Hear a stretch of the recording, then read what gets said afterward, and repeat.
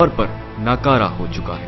وہ ہمت نہیں رہی مجھ میں بھاگ دوڑ والی، جو میں پارٹ ٹائم پراپرٹی کا کام بھی کرتا ہوں، جب سے یہ بیمار ہوا ہوں وہ چیز جو تمباکو نوشی ہے وہ موت کا باعث بنتی ہے۔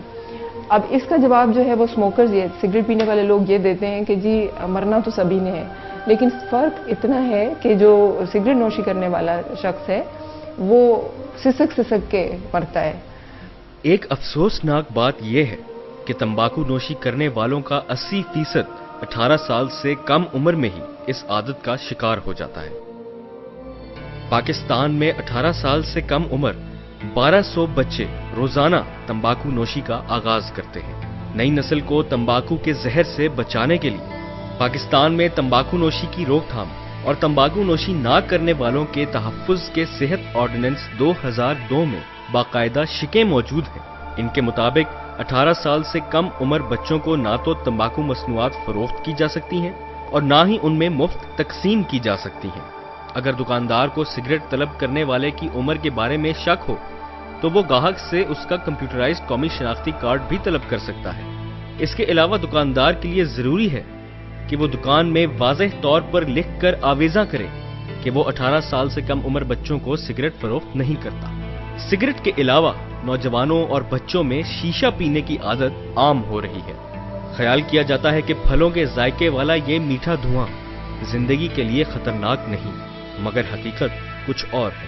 یہ جو نئی پرابلم ہم فیس کر رہے ہیں شیشہ کے ساتھ، وہ یہ ہے کہ وہ ایک معاشرتی طور پر قابل قبول فعل ہو گیا ہے۔ اس سے میری مراد یہ ہے کہ بچے جو ہیں وہ اپنے ماں باپ کے ساتھ جا کے ریسٹورنٹس میں بیٹھ کے شیشہ پی رہے ہوتے ہیں، وچ مینس کہ لوگوں نے اس چیز کو قبول کر لیا ہے، بلکہ اس کو ایک فیشن کے اس میں شامل کر لیا ہے، اور جب کسی چیز کو فیشن بنا دیا جائے پھر اس کو چھوڑنا مشکل ہو جاتا ہے۔ جو آپ شیشہ پی رہے ہیں یہ سگریٹ سے بھی زیادہ نقصان دہ ہے، کیونکہ یہ باڈی میں زیادہ جذب ہو رہا ہے۔ جب یہ پانی میں سے گزرتا ہے تو دھواں ٹھنڈا ہو جاتا ہے اور زیادہ اس کی مطلب جذب ہونے کی جو صلاحیت ہے وہ بڑھ جاتی ہے۔ 1 گھنٹے کا شیشہ پینا جو ہے وہ 100 سگریٹس پینے کے برابر ہے۔ تمباکو نوشی کے نتیجے میں کربناک انجام سے دوچار صرف وہی لوگ نہیں ہوتے جو خود تمباکو نوشی کرتے ہیں، بلکہ ان کے ارد گرد رہنے والے لوگ ان کے چھوڑے ہوئے سیکنڈ ہینڈ یا تھرڈ ہینڈ دھوئیں سے انہی جان لیوا بیماریوں کا شکار ہوتے ہیں۔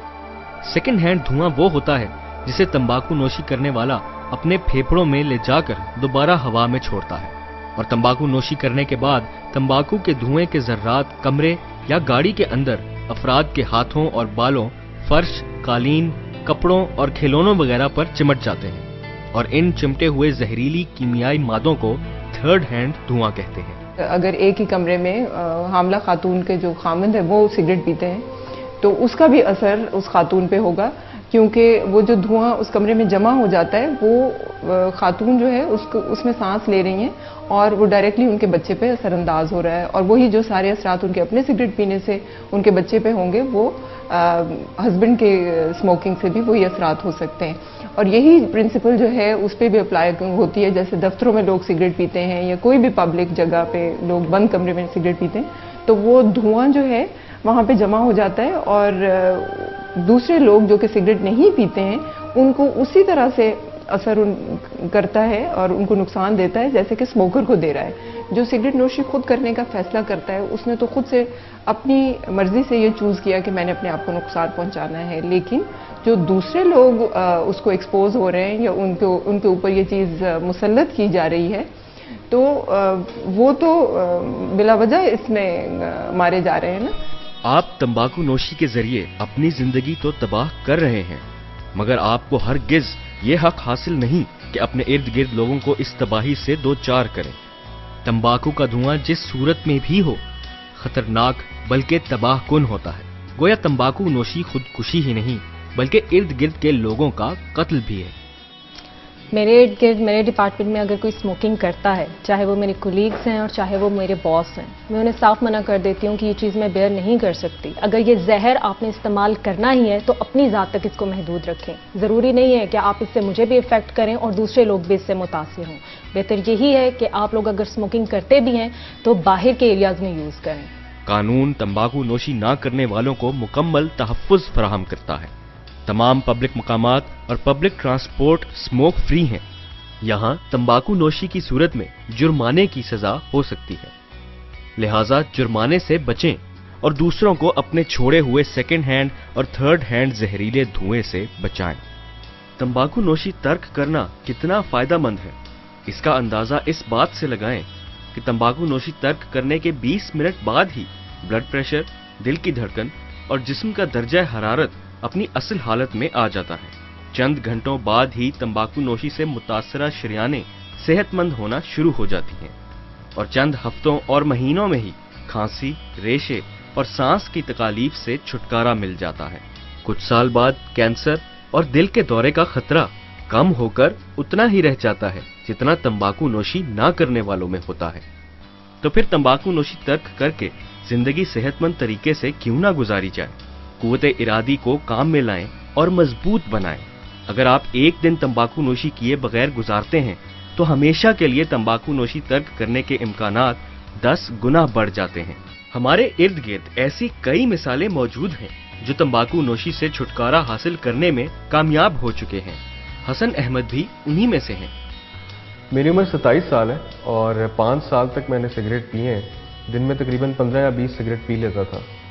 सांस की तकलीफ बहुत ज़्यादा होनी शुरू हो गई थी मुझे, और ख़ास तौर पर जब सीढ़ियाँ चढ़ता था तो ऐसा लगता था पता नहीं कितनी देर से भाग रहा हूँ मैं। एक दिन दिल में ख्याल आया कि सिगरेट तो तबाह करके रख देंगे। बस उसी दिन इरादा कर लिया कि इस आदत से जान छुड़ानी। सिगरेट छोड़ने के बाद मुश्किलात तो काफ़ी हुई, लेकिन अपने इरादे को मजबूत रखा मैंने और बगैर किसी दवा का सहारा लिए हुए इस आदत से छुटकारा हासिल किया। सिगरेट छोड़ने के बाद अब अपनी ज़िंदगी में एक वाज़ेह बेहतरी महसूस कर रहा हूँ मैं।